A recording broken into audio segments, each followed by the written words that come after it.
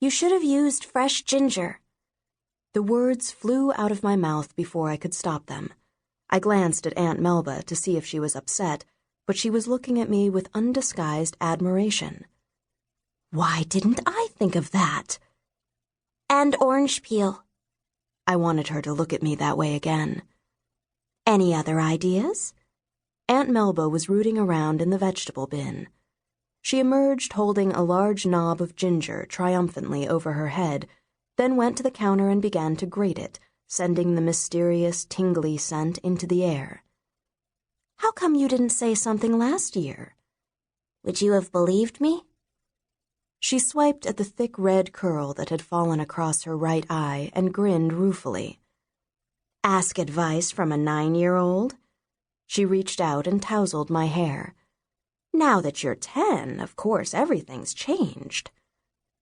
"You make this stupid cake every year." My sister was annoyed.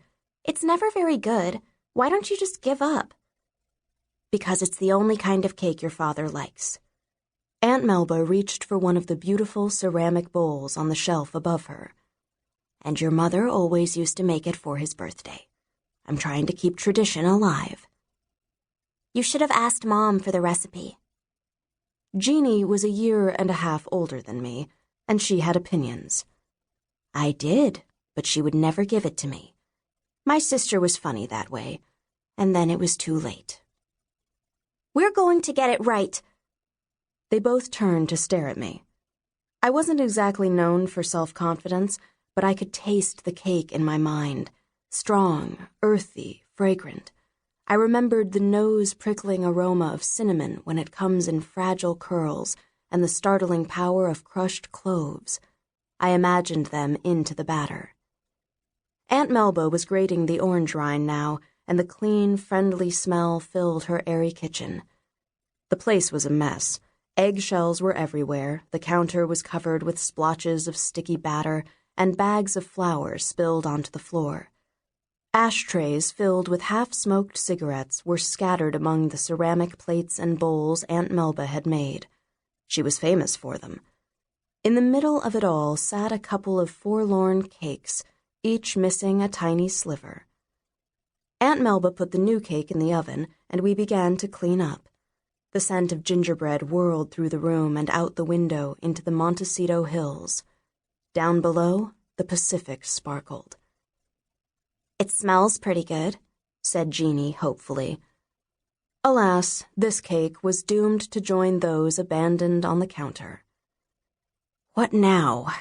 Aunt Melba sounded discouraged, but she searched my face as if I had the answer. I liked the feeling. "Cardamom," I said, mustering all the authority I could. "Cardamom? How do you even know about cardamom?" "She practices," replied Jeannie, a slight edge to her voice. Smart and beautiful, she was used to taking charge. "You should see her."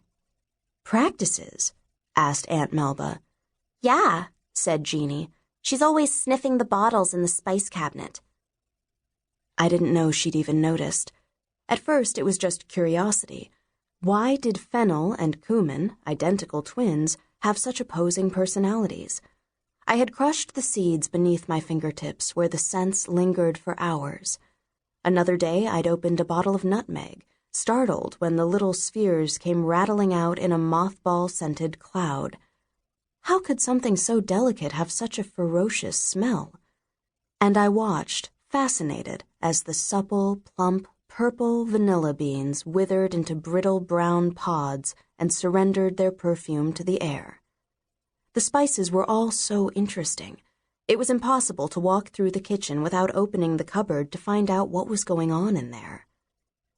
Aunt Melba gave me the oddest look. "And you remember them?" She was crushing cardamom pods, and the deep, musky scent zipped around the kitchen. "More," I said. "Use more." How could you ever forget the smell of cardamom, or cinnamon, or clove? I don't remember how many times we made that cake. Each time Aunt Melba thought it was good enough, I insisted that she try again. I had made a discovery.